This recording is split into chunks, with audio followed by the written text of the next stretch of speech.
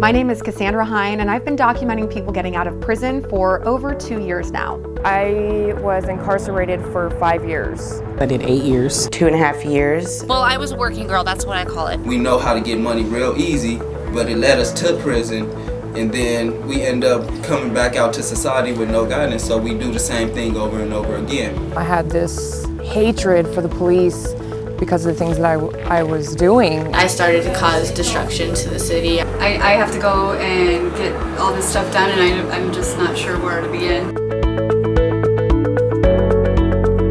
I've been extremely inspired by the people who are doing something about the reentry problem that we have in America. If you don't do it in practice, you're not going to do it in the field. Most people who go through the system come from very vulnerable and poor neighborhoods or families, and so just like I needed help, they need help too. What our goal is to treat an individual like it's an adoption agency. People don't necessarily want to give felons a chance. Everyone wants them to find a job. They want them to work. They want them to live someplace, but they don't want it next to them. I started a new way of life 17 years ago in a small house in Watts.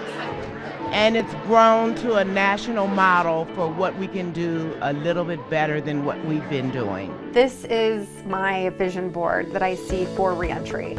I want to see healthy, positive change. My sister has been in prison for over 8 years now. When you have a loved one in prison, you're almost doing the time with them. My dad was arrested for burglary. I got 3 brothers, and each one of them ended up in prison. The bigger the mistake, the bigger the consequence, obviously. But we're also a society of second chances.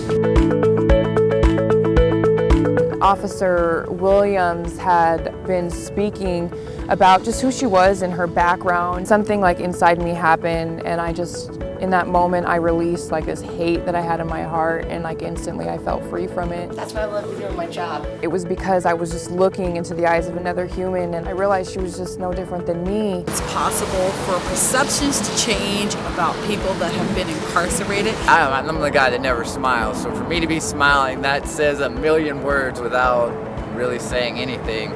My determined purpose, from this point forward, to make the rest of my life, the best of my life.